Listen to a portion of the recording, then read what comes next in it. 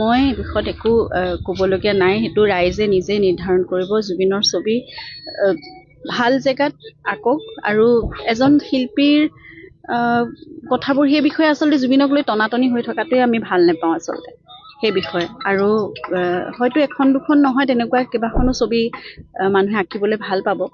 এতিয়ালৈকে মই সেই বিষয়ত একো ক'বলগীয়া নাই, আৰু মই সেই বিষয়ে গোটেই কথাখিনি মই আচলতে জানি বুজি এতিয়া ল'বলৈ মই ছ'চিয়েল মিডিয়াটো অকণমান কেতিয়াবা এভইড কৰোঁ। কাৰণ সেই বিষয়বোৰ লৈ পেলাই টনা আজোৰা কৰি থাকিলে জুবিনেও শান্তি নাপাব, আমি পৰিয়ালেও শান্তি নাপাম। সেইকাৰণে সেই কথাবোৰ এনেও পাৰ্মিশ্যন দিব পৰা দায়িত্ব গোটেই ক্ষমতা মোৰ হাতততো নাই, সেইটো চৰকাৰৰ হাতত আছে, নহ'লে বা সেয়া এডমিনিষ্ট্ৰেশ্যনৰ হাতত আছে। গতিকে এই বিষয়ে আপোনালোকে মোক প্ৰশ্ন নকৰাই ভাল, কাৰণ এই বস্তুবোৰে আমাক কষ্ট দিয়ে। গতিকে মই ভাবোঁ সংবাদ মাধ্যমেও এইটো বস্তুৰ প্ৰতি তেওঁলোক সংবেদনশীল হোৱা উচিত, যে পৰিয়ালৰ মানুহ সকলোতে যাতে টানি নাথাকে।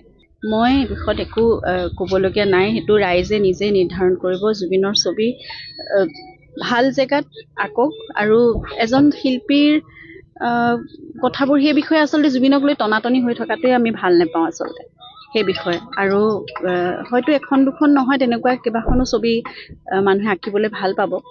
এতিয়ালৈকে মই সেই বিষয়ত একো ক'বলগীয়া নাই, আৰু মই সেই বিষয়ে গোটেই কথাখিনি মই আচলতে জানি বুজি এতিয়া ল'বলৈ মই ছ'চিয়েল মিডিয়াটো অকণমান কেতিয়াবা এভইড কৰোঁ। কাৰণ সেই বিষয়বোৰ লৈ পেলাই টনা আজোৰা কৰি থাকিলে জুবিনেও শান্তি নাপাব, আমি পৰিয়ালেও শান্তি নাপাম। সেইকাৰণে সেই কথাবোৰ এনেও পাৰ্মিশ্যন দিব পৰা দায়িত্ব গোটেই ক্ষমতা মোৰ হাতততো নাই, সেইটো চৰকাৰৰ হাতত আছে, নহ'লে বা সেয়া এডমিনিষ্ট্ৰেশ্যনৰ হাতত আছে। গতিকে এই বিষয়ে আপোনালোকে মোক প্ৰশ্ন নকৰাই ভাল, কাৰণ এই বস্তুবোৰে আমাক কষ্ট দিয়ে। গতিকে মই ভাবোঁ সংবাদ মাধ্যমেও এইটো বস্তুৰ প্ৰতি তেওঁলোক সংবেদনশীল হোৱা উচিত, যে পৰিয়ালৰ মানুহ সকলোতে যাতে টানি নাথাকে। মই বিষয়ত একো ক'বলগীয়া নাই, সেইটো ৰাইজে নিজে নিৰ্ধাৰণ কৰিব। জুবিনৰ ছবি ভাল জেগাত আঁকক আৰু এজন শিল্পীৰ কথাবোৰ সেই বিষয়ে আচলতে জুবিনক লৈ টনাটনি হৈ থকাটোৱে আমি ভাল নাপাওঁ আচলতে সেই বিষয়ে। আৰু হয়তো এখন দুখন নহয়, তেনেকুৱা কেইবাখনো ছবি মানুহে আঁকিবলৈ ভাল পাব। এতিয়ালৈকে মই সেই বিষয়ত একো ক'বলগীয়া নাই, আৰু মই সেই বিষয়ে গোটেই কথাখিনি মই আচলতে জানি বুজি এতিয়া ল'বলৈ মই ছ'চিয়েল মিডিয়াটো অকণমান কেতিয়াবা এভইড কৰোঁ।